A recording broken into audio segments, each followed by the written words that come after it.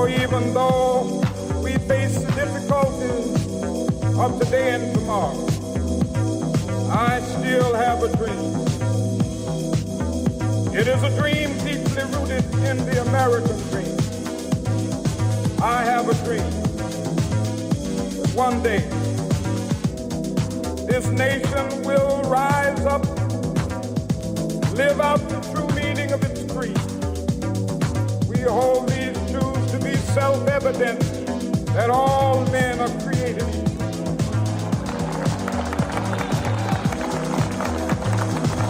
Oh, hey. Welcome to everybody. Welcome to The Way It Works Now. I'm just going to start saying like that. Way It Works Now. We got to innovate. I love it. It kind of sounds like the way people back in the day in Texas would say chit. You know what I'm saying? They chit. Right. They chit, but that's that's a different Mexican way to say it. But welcome to The Way Shit Works Now with your boys, Lucas and Bobby from the Bronx, Rob South America, and we have a special guest today, don't we, Lucas? Yes, we do. We certainly do. This is Mr. Benjamin Gorman of Not a Pipe Publishing, and on top of that, we have a stack of books. In fact, part of you can see, some of them can see them. We're going to talk about this as well throughout the show today, and I just want to welcome everybody to. Good job. And we should actually read some of those titles later because I want people to know that. But also, they're actually very, very cleverly titled as well. All right, you know what we're here to do. We are your go-to expat escapology newscast podcast. We're here. I'm going to put all that out there. Everything, and with the grand return of Ben Gorman, we can't be more excited. Thank you so much for being here. And collectively, we are joining the forces of building independent media because we're the ones that can really get a lot more truth out there. And so little by little, we want you to join us. Remember, you can follow us at The Way Shit Works Now on Blue Sky, The Way Ish Works Now on YouTube, The Way Shit Works Now on Instagram. Now, we do say ish for YouTube because, you know, what would Jesus do? And censors and things like that. Algorithms and such, yeah. Yep. But anyway, we're here also to give some breakdown. And also, I do want it to be like an expat reflection of how we look at this big, beautiful, bullshit bill? We want, this big bullshit bill. Signed yesterday on the 4th of July before a UFC fight on the White House lawn, I think. Is that what happened? We're living in the Please explain, because I work like a how yesterday. What happened? So there was a UFC fight. He was signing. Or at least he promised it. Yeah, he promised a UFC fight on the White House lawn. And the same time, he was signing the worst piece of federal legislation in about 60 years, give or take. So that's why he was outside? Yeah, so it was an entire, Trump all flash, no substance kind of situation, except the actual headline and why we're here today is because of the BBB, the big bullshit bill, which is officially the death of fiscal conservatism, officially the death of Republicans as the party of the working class. So can we look at this as a good thing? Sorry for interrupting. If this is the end of fiscal conservatism, at least it's the beginning of the reality of showing themselves. I mean, it's going to be a lot of pain to get there. Yeah, a lot of death on the way. A lot of people will die. This is people who starting need food. tomorrow or today. If you're on dialysis and from yesterday to today, you have to pay out thousands and thousands per... You can't do that. And your local hospital closes, and the EMTs will no longer come to your house, and so you have to go an extra hour into the local hospital. An extra hour will kill people. People will start dying very quickly from this. To say nothing of the food assistance. Yeah. The Republicans, if your spine isn't broken in half, you can't get a dime of money for food. Fiscal conservatism. Meanwhile, they're going to blow a... $3 trillion? Was it 3.2? Well, and we're going to talk about that too. Budget? It is that. Well, they're actually saying that this is going to be between 3.3 and 3.4.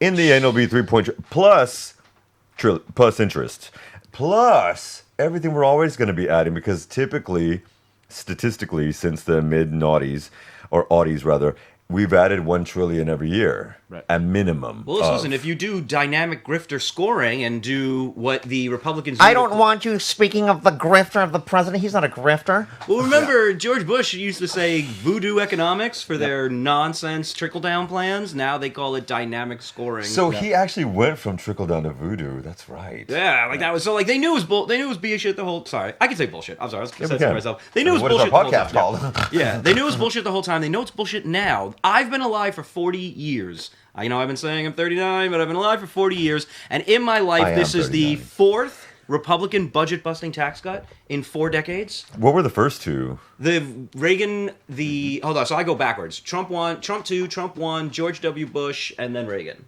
Yeah. So in reverse Reagan order. 1 or 2? Wasn't it 2?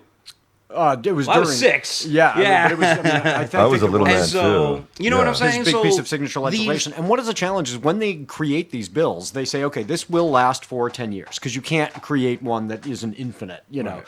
But it is very challenging for politicians of any stripe to let them sunset because they're going to be accused of raising taxes. Of course. And so you create some huge tax cut for billionaires, and then you run against your opponent and say, this person wants to raise taxes. No, they don't. They want to actually allow a huge giveaway to billionaires to sunset. But that's a tough call. So, you know, this could care go about on a the lot more than 10 economy years. So much. Right. They love it. They love the economy. How? But can I ask you guys? so How do sickening. you think this affect? I mean, obviously, like that's why I say the escapology thing and expat. We really do focus on that, but it's for everybody, immigrants and all kinds.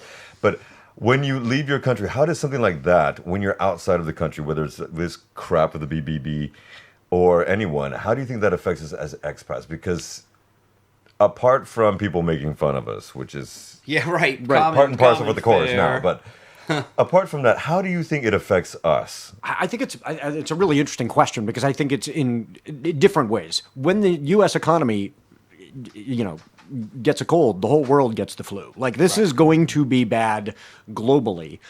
So I think that is certainly something people rightly will look at, you know, wherever you live around the world. If you're an expat and say, hey, your country is damaging our economy also, that's just going to be a fact around the world. Spain is doing much better than even the rest of Europe because it is less involved in the American economy. However, Trump has just said that because of Sanchez's standing, which incidentally, that is another thing what we won't talk about today, but it's going down in the socialist government shit.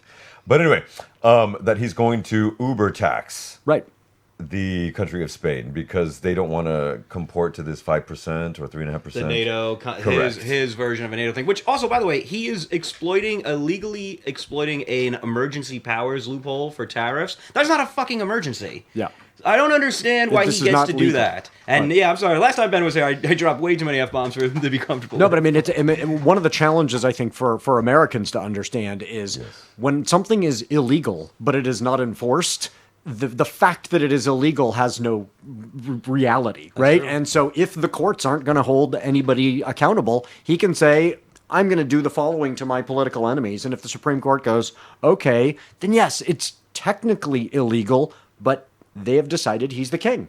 And so he can say the new law is make me a sandwich, and it's now make me a sandwich. Like, And obviously, I do want to Disgusting. state just for a fact, they have not determined in the Supreme Court or Congress that he is a king. But the way that they're treating Kinda. him, the way that they're treating him, well, officially not, but the way that they're treating him is giving credence to that. And it's Yeah, also, sure, I do want that's to fair. make a sidestep notion of the fact that yesterday they also, or by Friday to yesterday, they gave him the permission to start moving people, specifically Latino immigrants, to Djibouti and South Sudan.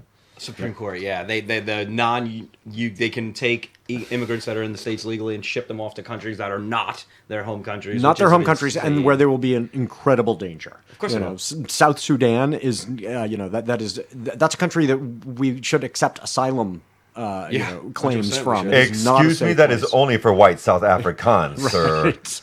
Yeah, in this regime, it's just a disgrace. Everything wrong and evil you could ever possibly imagine, the Republican Party giddily enforces and celebrates. Yep. Every shitty, terrible part of the government, they're in love with it. So they're we hate red tape. Bureaucratic red tape is always going to be horrible. Unless we could use it to trick people out of not getting their food benefits. Right. Then we love lots of bureaucratic red tape. So Unless how do we we- can cut your Yeah, voting rights. red tape is for the poor. Red tape is for the poor. Red tape is for people that will vote against them. So they love red tape. And also, Well, I can want we to keep it explain what red BBB. tape is? Because a lot of people won't even know what you mean by red tape. Complying with federal, filling out your federal paperwork. It's really just as simple as that. Yeah. Okay. It's a very difficult process for people that aren't, attuned to being able to fill out 50 pages worth of information. Or are working two jobs. Working two and jobs don't and have the have time. kids. And so this is a mechanism to prevent benefits from going to the people that they are legally entitled to. in states when they had the work requirements, most people that were kicked off Medicaid, for example, were working. Right. Well, But because also- they didn't Pain. fill out the paperwork properly. Well,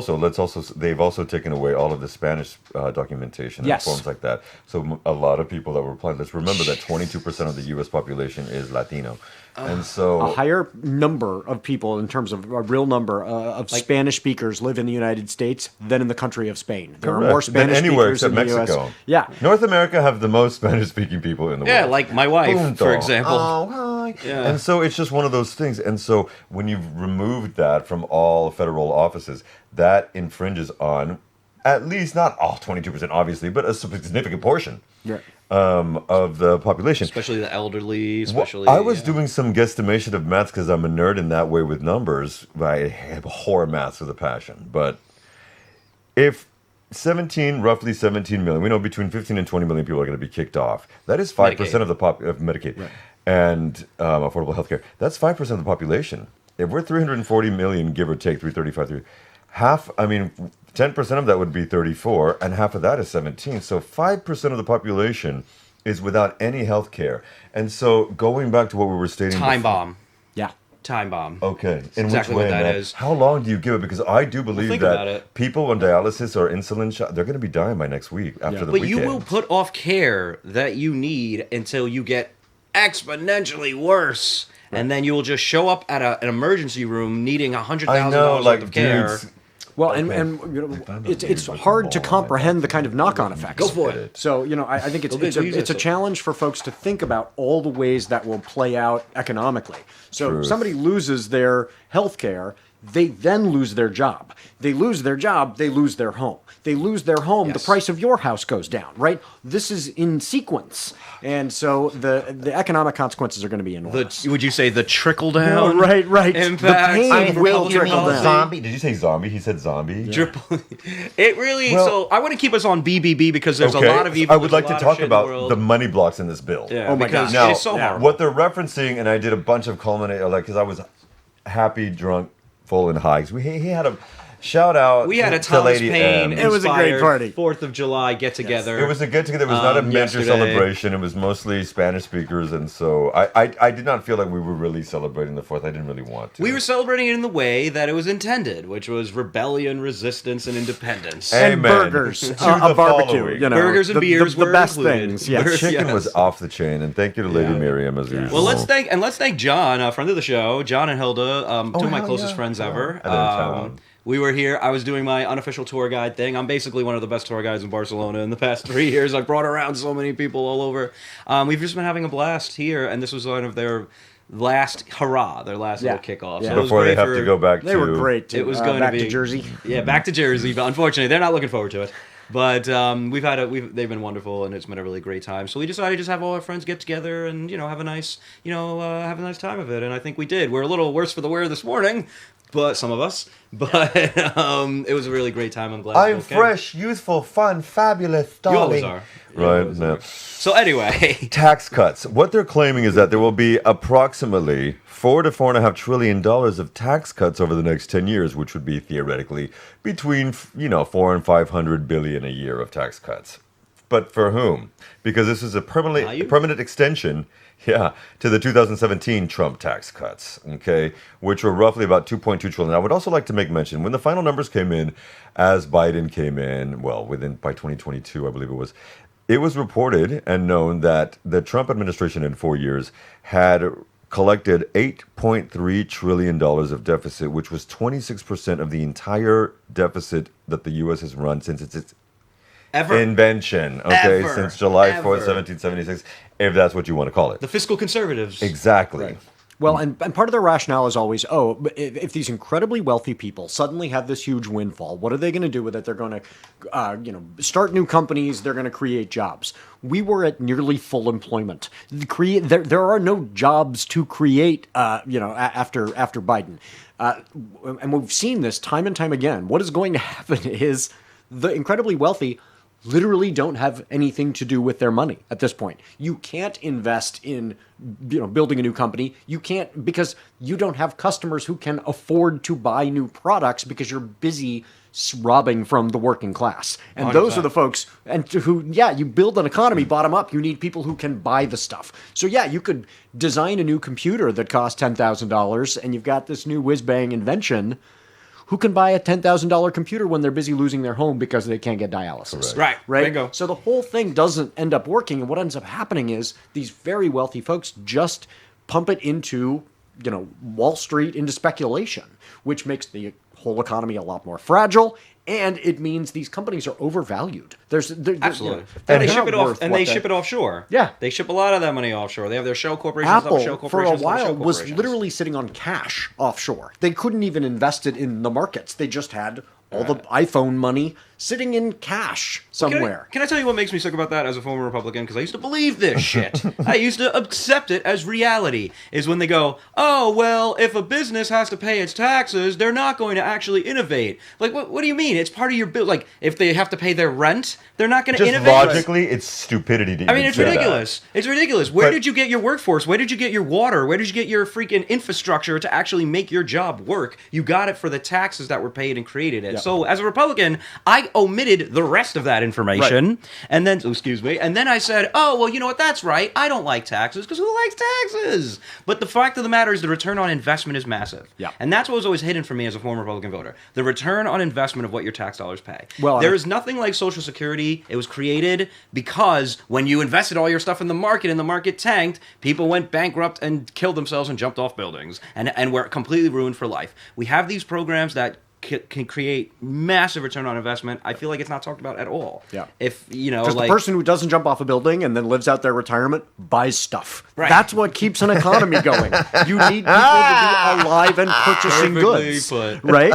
And because they need this, they need stuff, and that's what fuels the economy. That's the way people works, buying stuff. And my one other point, again, as a former Republican, watching these fiscal terrorists hold the entire global economy hostage to debt ceiling raises of the debt ceiling, aka constitutionally mandated to not default on its debt. The United States government is constitutionally mandated to not default on its debt, and I've watched Republican economic terrorists use that to concede draconian cuts in these programs that people need. It's always against the poor. It's always against the poor. It's always against the poor.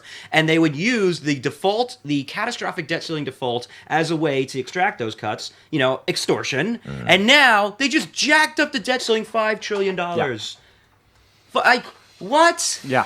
So I don't want to see an article. I don't want to see an op-ed. I don't want to see a newscast talking about fiscal conservatism. That is dead. Fiscal conservatism is dead. The Republican Party represents nothing of the such. And if people who call themselves fiscal conservatives are going to continue to vote for the Republican Party, then they're frauds too. Yeah, they're not fiscal conservatives. And that is good in the sense that the Republican Party has revealed what it really stands for. That's what I its meant priorities really are. They're not working class. They're not pro-working class. That myth, because Donald Trump says a lot of shitty things that and he speaks his mind. No, because he has a mental disorder. That he's actually pro-working class, and the Republican Party under him is pro-working class is insane. You can bring it back to BBB again. This no tax on tips actually only lasts for 3 years. Okay, that was another thing I wanted to say. Yeah, only lasts for 3 years, and up to 25,000. Which means you have to declare all that, by the way. Yes, exactly. Because and in New York City, I'm going to tell you what, you can make $400, $500, $600, $700 a night, and so you will get up to 25,000 within months. Y después qué, güey? And after, what the hell? And so that's what starts to take away. And I'm glad that AOC, who is New Yorkina, said this. From the Bronx. Because it is, I mean, you graduate and you go work, part-time or whatever for KPMG, and you go at night and wait tables, you're going to make more money.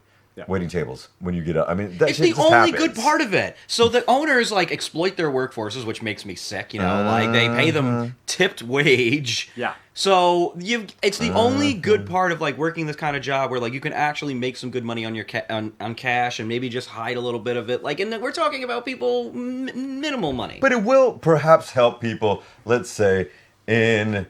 I hope so. Louisville, Kentucky, who are not going to necessarily make New York City, San Francisco, Seattle. After their food assistance was cut. That's the other thing. Thank you for saying that. They cut their hospital, they closed their hospital, and they cut their food assistance. But the whole tipped wage thing is, we should acknowledge, at its heart, sexist and racist. The idea that we say, here is the minimum wage for any kind of work, except for tipped wages, because who are we aiming a lower wage at? Well, I would like. It's predominantly women, people of color. And so if we said, no, we're going away, if you want to get away from, taxing tips, raise the wages and then tax the wages. But this is a way to preserve the sexism and racism in a fundamentally racist and sexist system. Hadn't thought about it, but you're totally right. Okay, so wait a minute.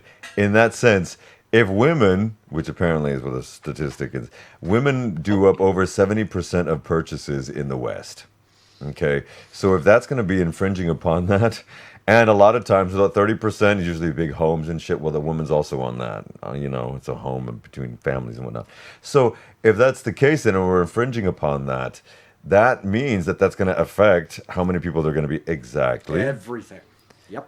So I said it earlier, this is probably the worst, if not, maybe one of the worst, but possibly the worst piece of federal legislation in our lifetimes. Yeah. I mean, it is a disaster. So far. I mean, we are, you guys should have me on the show every time something in the United States gets worse, and I'll be on here all the time. To stay, and we'll report how it just got worse. Well, how have things from the last time you were here, which we had just started, in the last month and a half too, how have things got worse? I mean, 170 billion for ICE, and this is something. Yes, in this bill, all the other agencies that actually break up, criminal organized crime. Right. It's more than the Marines. This is more than we spend on the Marine Corps. But isn't it more than that? Hold on, I think 170 is about right. Yeah, maybe there's more. It's 15 times more than it was. Yes, and it's important for folks to understand. ICE is an agency that did not exist. I don't think it came about until the late 90s, and then it was post 9/11. Post 9/11. So this is not, let's get rid of the U.S. Navy. When we say we need to get rid of ICE, this is a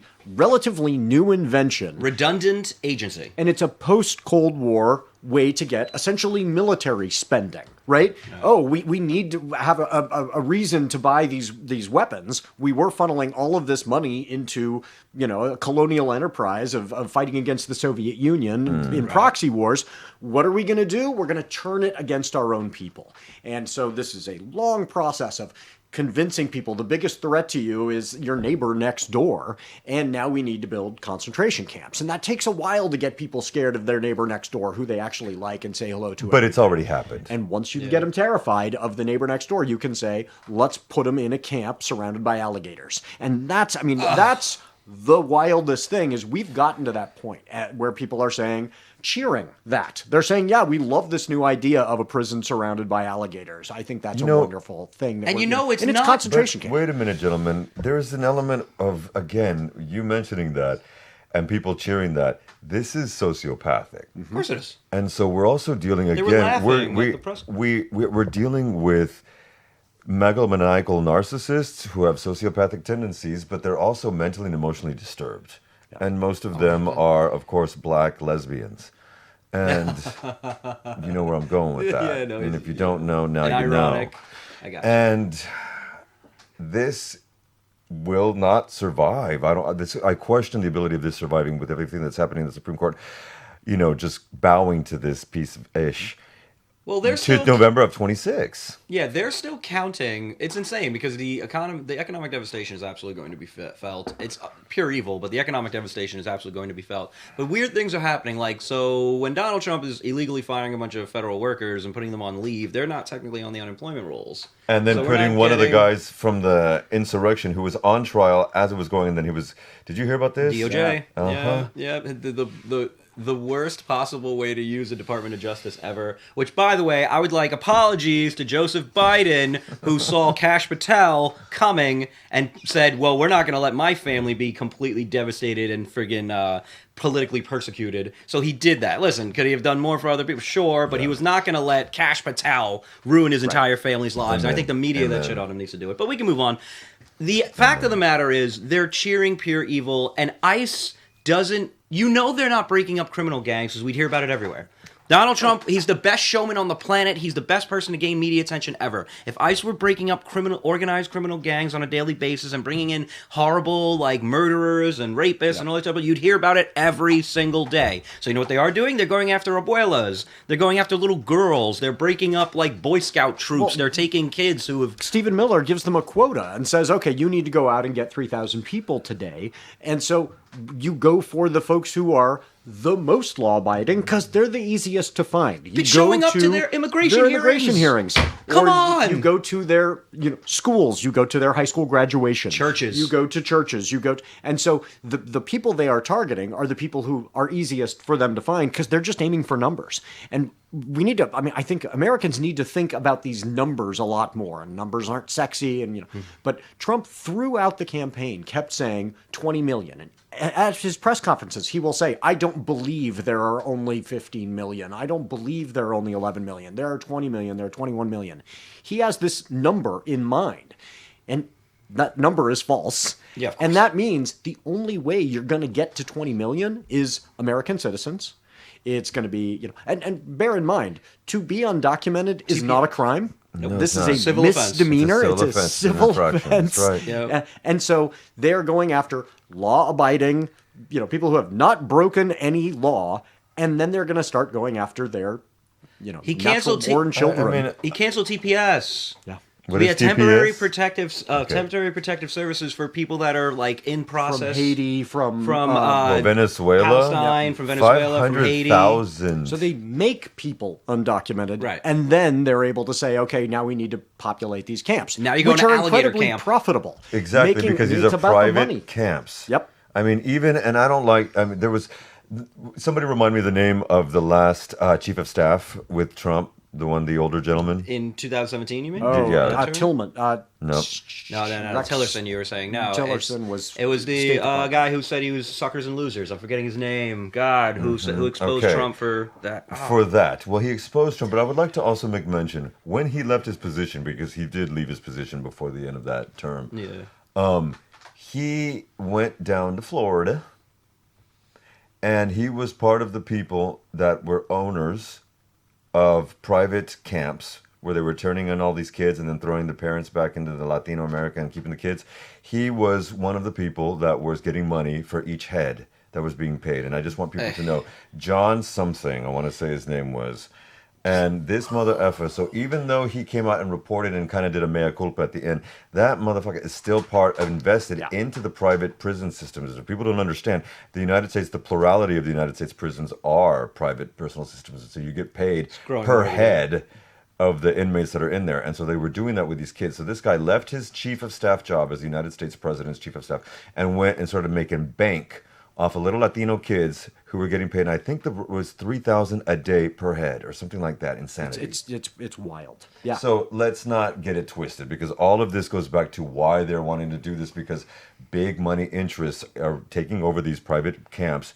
I mean, and what's interesting to me is in the reboot, okay, I'm going to nerd the fuck out, but in the reboot of the 2016-17 X-Files, in the first episode, they talked specifically about this happening and how FEMA was going to be permitting this stuff, and FEMA would come in and step out. Now, obviously, things have changed since then, but it was the beginning of the Trump administration, and they started showing the building in the clip of the episode. Rather, they showed the building of these camps, which are out in the middle of nowhere. And so this has already been happening for a while under the Trump administration. They're there. They're going to have to be used. They're going to have to be staffed. There's only so many, as we all agree, there's only so many undocumented immigrants. What is the purpose of them? It's like any wall is built to keep people in. It's not built to keep people out. I really want to make principle. mention too, especially as the Latino in this mix, that the majority, and I mean 90-something% of the people that they're taking are brown folk. Yeah, You're these are, Latinos. which is why these are concentration camps. For the technical definition Latinos. is you've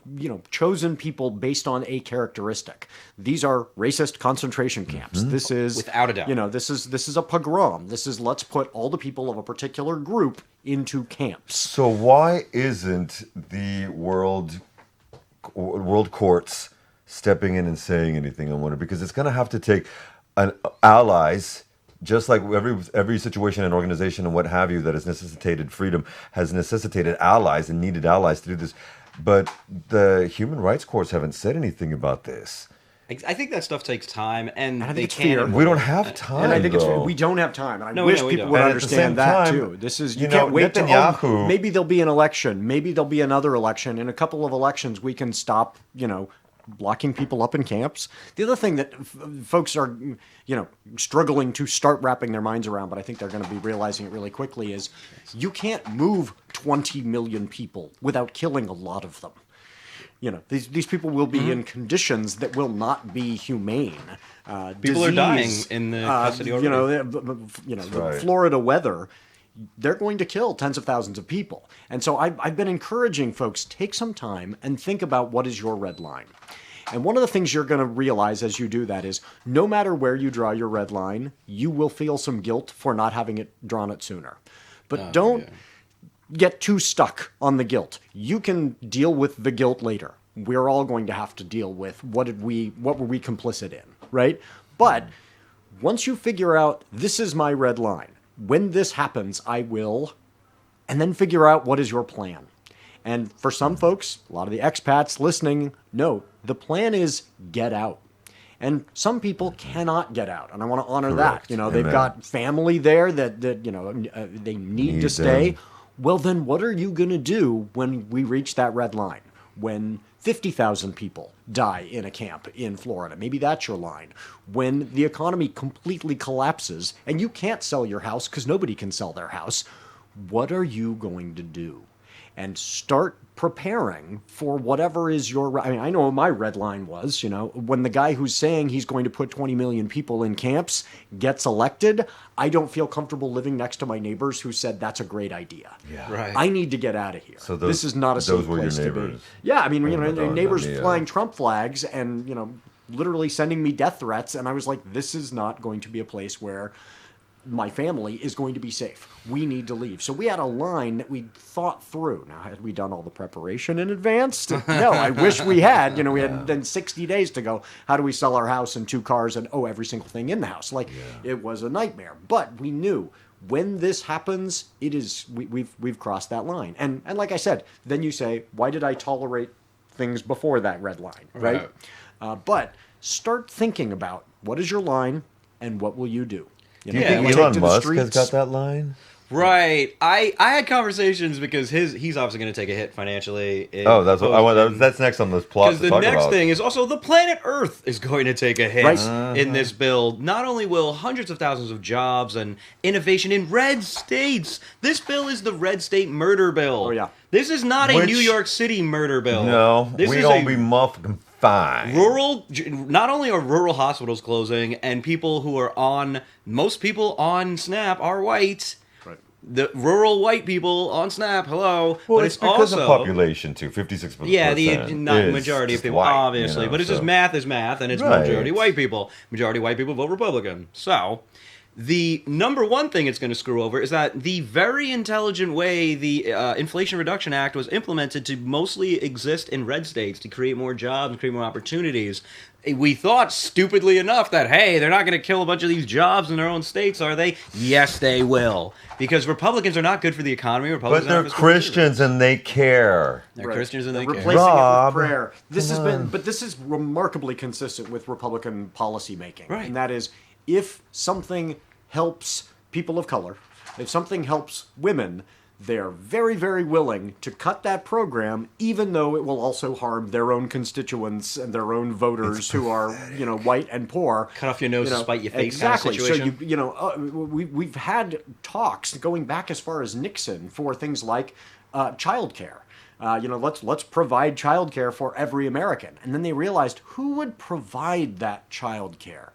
Oh, that would be women of color getting employment, right? We can't have that, so we need to cut this thing that would have served every demographic group who has children, which is, everyone.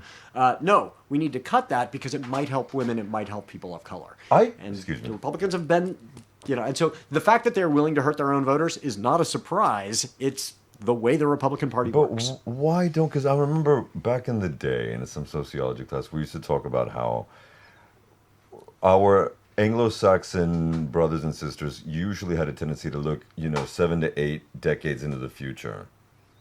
And that was one way how certain parties kept a stock on governmental features. And they don't seem to be doing that right now. Like this I've heard someone say the other day, we're a big tent party. I'm like, bitch, what? The Republican What? Party is a big tent party. Yeah, that they were.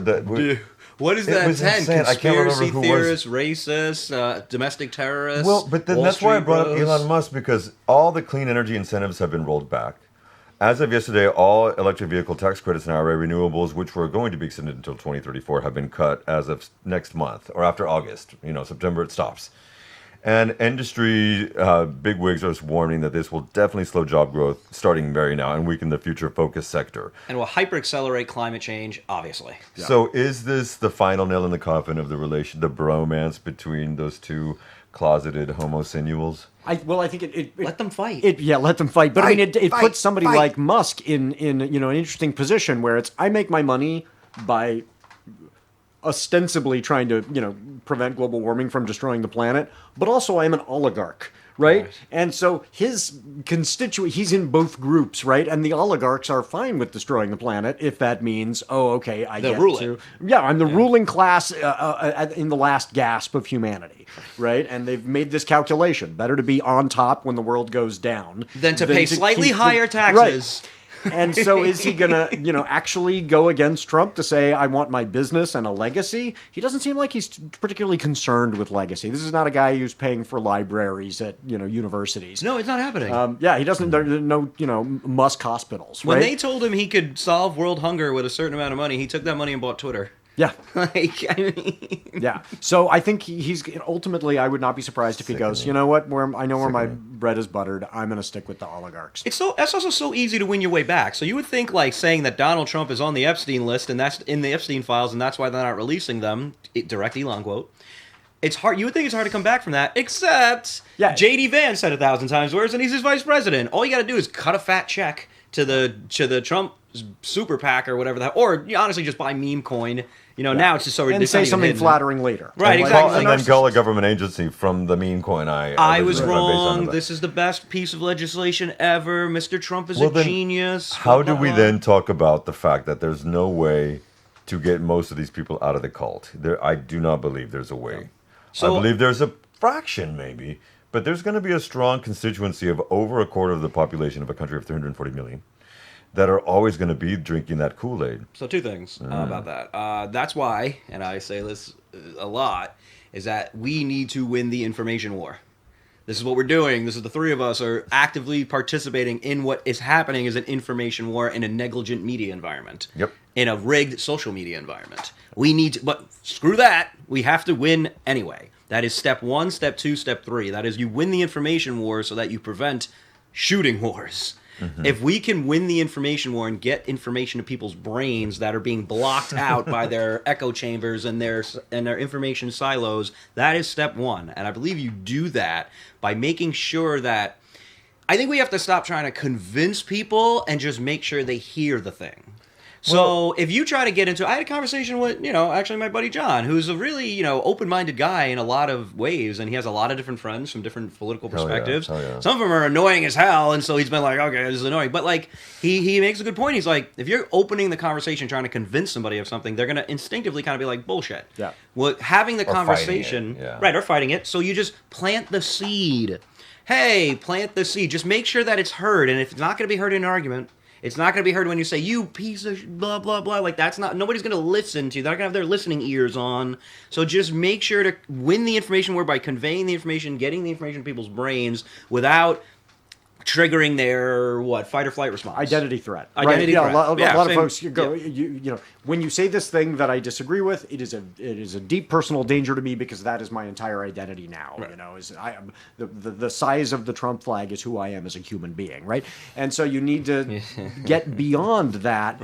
And I think part of that is normalizing being able to say I was wrong about a whole lot of other things. Like superpower. So you try and create a sense that Okay. it's okay to say I was wrong about this. This is why I wanted to bring up the whole emotional and mental thing, because we're dealing with an ingrained amygdala of thousands of years, specifically in heterosexual, straight, and men. And having that ability to admit I am wrong in a man is, even with gay folk, and I'm a gay man, and I admit when I'm fucked up and I'm wrong because it's just part of how I was raised.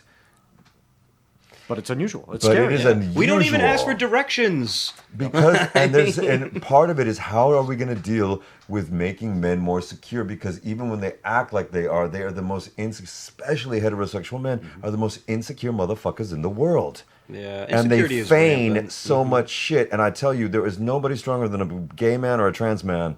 I'm telling you, because the shit we've had to fight through. Yeah. Especially if you're black Yeah. or brown, and I am. Steel is forged in Brown. fire kind of thing. And so it's this element of how do we start to better our men. Better role models, number one. And we have so few. We don't even have a good one in the gay community. I want to be one. Maybe I that's do you. my best. Yeah, maybe it's gonna be you. No, But, but I I do mean- think there's a tipping point too, because that the fragility of cishet okay. white men can be manipulated, right? So, the kind of bro culture is, why are we doing this? Because we're all doing this. And so if you can get across a certain tipping point where people are looking around going, oh, all the guys are acknowledging error, you can get to, that becomes socially acceptable. So we need someone on the right to start acknowledging more errors. Someone then. formerly on the right, perhaps? A lot, Correct. yeah. But also but like imagine, and I don't want to throw this out there, and I probably won't mention his name much ever again. But that piece of Ben Shapiro has been talking a lot loudly about some things that is going on that he's saying this is not working. And if he has a come to Jesus, yes it is, a come to the Jewish Jesus moment as he is a Jew, Shapiro,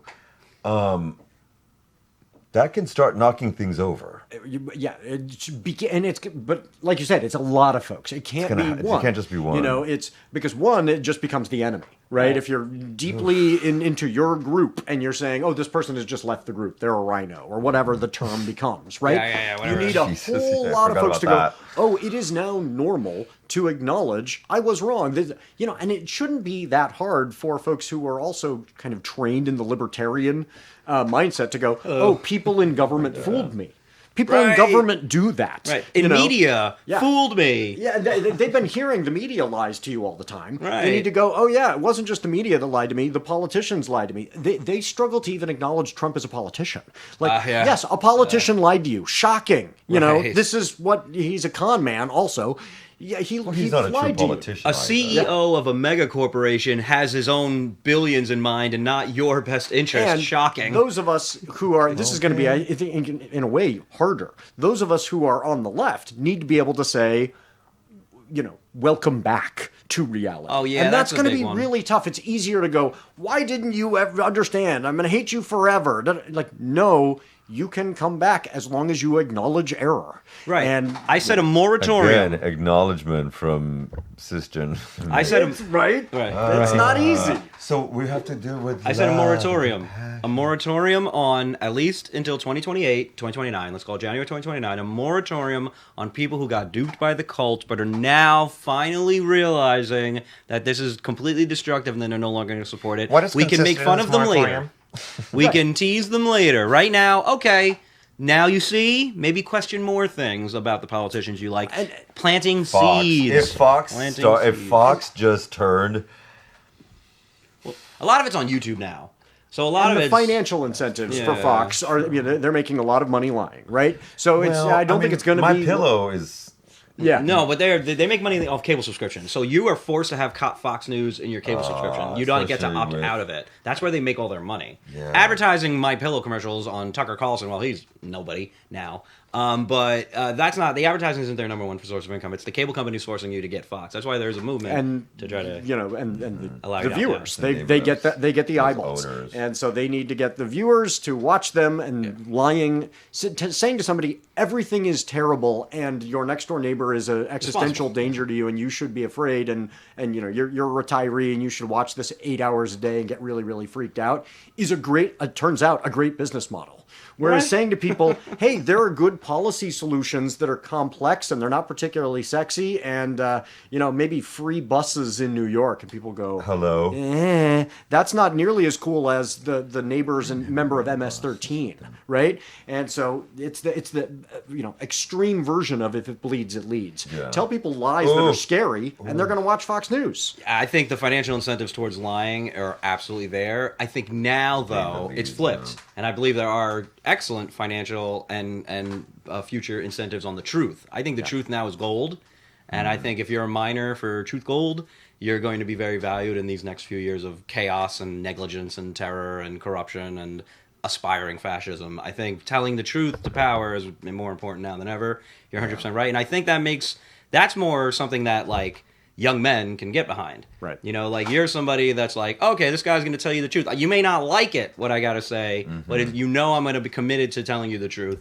And I'm not going to buckle under bad faith pressures. So I think a problem in our political sphere is that we're in a coalition of people that don't always agree. Between the three of us, we have so much different life experience and so many different perspectives on how to approach things and better off of society, better off for our families, better off for what we work. That, like, coming to consensus can be difficult, but that's necessary for the entire planet, for better economies. Let's talk Republican. For all relationships. All men relationships. Women, hello? Yeah. We're different? Yeah, and so just a bit. Not running and cowering is a good start. Standing up and fighting is a good start. So people like us that are taking up the fight will earn respect, I think, whether disagreed or agree with us. The fact of the matter is we're willing to stand up and fight, and I think it'll inspire. Ideally, hopefully, we're inspiring more people to stand up and fight. Hopefully, or right? buy books from Not a Pipe Publishing. There you help go. the fighters. Yes. Well, can we talk about that? Yeah, let's talk about it. Let's wrap up on that. To talk about it. Yeah. So this one, I think I mentioned this one the last time. Dear America, breakup letter. So this was kind of the. When I say that it's hastily written, I hope people don't think that means it's bad. But I wrote it fast. Like, this was, 60 days while also selling my house to try and explain in hopefully an entertaining way, like, this relationship, America, is not working out. Like, I'm not sure if it's me or if it's you, but this isn't going to work out. Well, this is the most recent thing. This is very cool. So this is What If We Kissed While Sinking a Billionaire's Yacht, which is also the name of one of the stories inside it. Yeah, and this is an anthology. We put this out. This is the Antifa Lit Journal. We thought, okay, this is going to be a one-off anthology. Oh my gosh, so many people submitted. So many people were so excited to put in poetry, short fiction, that we went, this is going to be a regular thing. It's now going to come out again in November. We're going to have the next one. So check out the Antifa Lit Journal, and it's a way of supporting truth tellers. It's supporting people who, through fiction and poetry, are saying, this is a crisis. You need to be paying more attention. Why did you start Not a Pipe?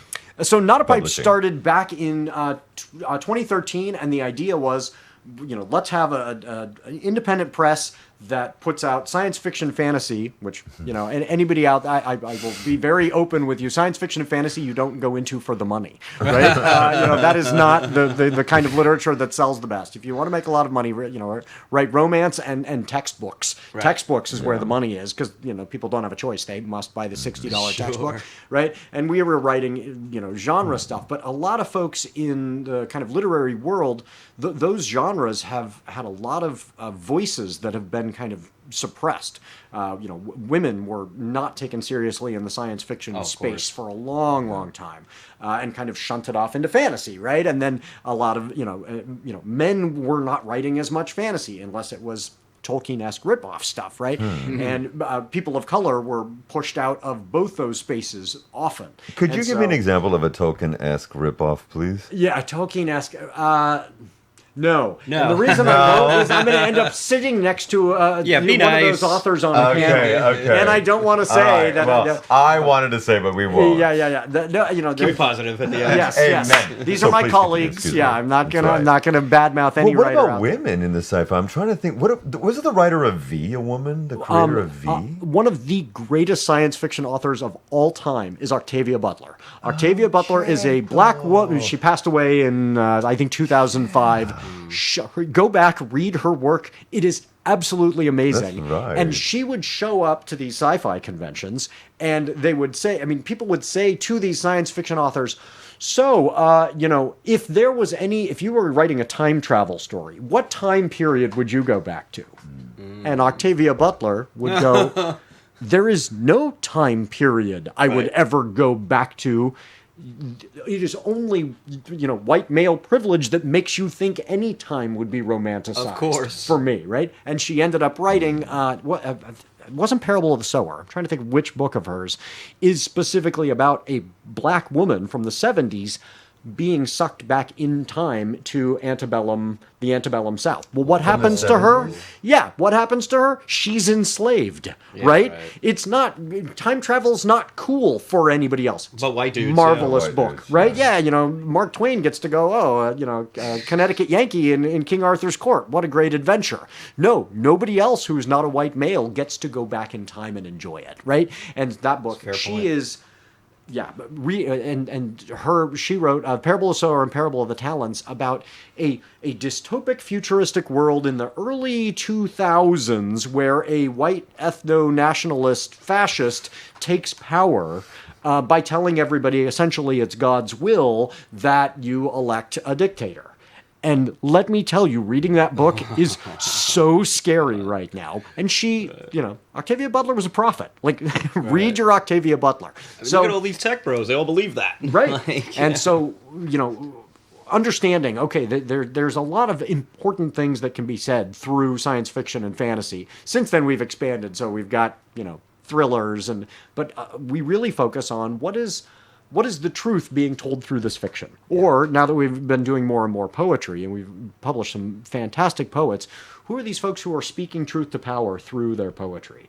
And that's been, very rewarding, even if it's not financially rewarding. If people wanted to submit anything, how could they get a hold of you? So go to notapipepublishing.com. We're not open to submissions of novels right now, but we are taking submissions for the next Antifa Lit Journal. So if you write short fiction, if you write poetry, and you want to challenge what you're seeing every day in the news, please, that's a wonderful way to use your talents to do that. And what are the links? Notapipepublishing.com. And, go to notapipepublishing.com and every social page. Yes, and then please go to our store, buy stuff by these authors, support their work they're doing. And if you are an author yourself, you are a poet, go to Antifa Lit Journal and submit, and that would be a wonderful way for you to use your gifts to speak out. Because you're right, telling the truth is going to be incredibly important. But often we tell the truth through fiction and poetry. When there's crisis, look for the helpers, and you're part of the helpers and your network, and we're very impressed and can't wait to have you again, man. That is the whole idea of the way shit works now. I mean, the truth tellers. Let's talk about George Orwell. Right. Because now we're living it, and he was trying to tell us 80 years ago. Yep. So, again, that is Not a Pipe Publishing. You can also follow him on Instagram at Not a Pipe Publishing and Teacher Gorman. Teacher Gorman. Gorman. And Blue Sky and right. Instagram and as well Twitter. as Not a Pipe I'll never call it Publishing. X. And so please follow and support those authors. I mean, that's my big focus is how can I support my fellow authors and kind of spread the word about them. Listen, that's incredible, man, and we can't wait to see you rise with you, and just make the attention on the truth tellers where it belongs in this time. That's critical Make for that. truth great again. There we go. That's it. Mitga. We're ending on that. We're gonna Mitga you. Perfect. Okay, and I just want to give one really quick thing because you mentioned the 70s, so. If there was any time that I would go back to that I couldn't live through, it would be the 70s. I just would like to have seen what was going on Well, the then. parties must have been. But there is a there is a rock duo that is American and Brit that I have to recommend to everybody who's going to be listening to this in the future. Okay, so we're recommending books, so I want to recommend a summer thing for music. Have you heard of Young Gun Silver Fox? No. No, I don't think I have. You need to. Young Gun Silver Fox is going to make you come rainbows. But it is actually, if Taj Mahal, Steely Dan, the Doobie Brothers, and I don't know, somebody else, Joan Armatrading, got together and had an orgy, they would produce Young Gun Silver Fox. And it is the most beautiful throwback to the 70s I've ever heard. Since the 70s. Is it like funk infused, or does it sound There is like... some funk infused, but it really does sound like adult-oriented rock. It's very Steely Dan. It is incredible. And Sly and the Family Stone. Okay. It's just wonderful. So if you want some chill down the lake, down the river music, Young Gun Silver Fox. And books by Not a Pipe Publishing. Folks, this is Rob and Lukey at The Way Works Now. And thank you, everybody, for joining us for Pod 8. Hasta la próxima. Yeah, hasta Power to the luego. people. We'll see you on the flip side. Hit Bye, the everybody. music. Okay. Everybody knows that the dice are loaded. Everybody rolls with their fingers crossed. Everybody knows the war is over. Everybody knows the good guys lost. Everybody knows that the fight was fixed. The poor stay poor, the rich get rich. That's how it goes. And everybody knows.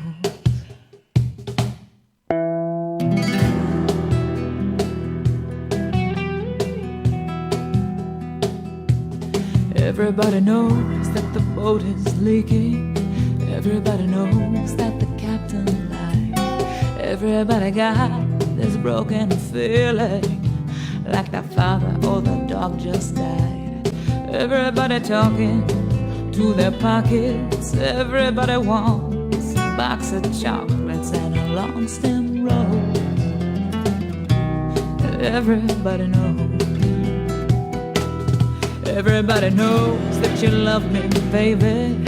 Everybody knows that you really do. Everybody knows that you've been faithful, or give or take a night or two. Everybody knows that you've been discreet. There were so many people you just had to meet without your clothes. And everybody knows.